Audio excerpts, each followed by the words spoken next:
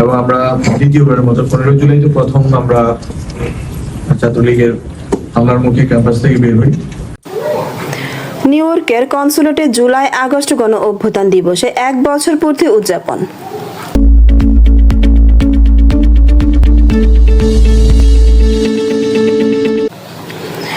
বাংলাদেশ সরকারের তথ্য ও সম্প্রচার মন্ত্রণালয়ের উপদেষ্টা মাহফুজ আলমের যুক্তরাষ্ট্র সফর এবং জুলাই আগস্ট গণ অভ্যুত্থান দিবসে প্রথম বার্ষিকী উপলক্ষে বাংলাদেশ কনসুলেট জেনারেল নিউ ইয়র্কে এক মতবিনিময় সভা অনুষ্ঠিত হয়।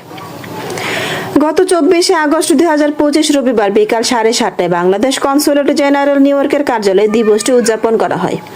বাংলাদেশ কনসুলেট জেনারেল নিউ ইয়র্কের হেড অফ সেন্সরি ও কাউন্সিলর ইশরাত জাহানের সার্বিক উপস্থাপনা ও পরিচালনায় অনুষ্ঠানে বাংলাদেশ সরকারের তথ্য ও সম্প্রচার মন্ত্রণালয়ের উপদেষ্টা মাহফুজ আলম প্রধান অতিথি হিসেবে বক্তব্য রাখেন। পরিক্রমায় আমরা যখন কারফিউ চলতেছিল শেষ মুহূর্তে যখন জুলাই শেষ দিকে বিএসএ যেটা আমেরিকাতে আছে বাংলাদেশ স্টুডেন্ট অ্যাসোসিয়েশন, ওরা যখন আমি যদি সঠিক সংখ্যা বলি 83 ইউনিভার্সিটি বা কম বেশ হবে মোর দ্যান 100 তো এতে স্বাগত বক্তব্য রাখেন বাংলাদেশ কনসুলেট জেনারেল নিউ ইয়র্কের কনসাল জেনারেল মুজাম্মেল হক। কিন্তু বিশ্ববিদ্যালয়ের ছেলেরা তো আসলে কোন ক্লাসে পড়ে আমরা সবাই জানি, সেটা হচ্ছে মফস্বলের ছেলেরা আসে, তারা একটা ক্লাস থেকে আসে। কিন্তু যখন মিডল ক্লাসের যখন ছেলেরা ছাত্র এবং ছাত্রের আন্দোলনে অংশগ্রহণ করে এবং তার বুলেট নেওয়ার জন্য রেডি হয়, তখনই বোঝা গেছে যে মানে it is happening beginning of the fall. এবং আপনারা দেখেছেন এরপরে আন্দোলনটা কোথায় ছড়িয়ে যায়। এতে বিশেষ অতিথি হিসেবে বক্তব্য রাখেন ওয়াশিংটনে বাংলাদেশ দূতাবাসের প্রেস মিনিস্টার সাংবাদিক গোলাম মুর্তজা।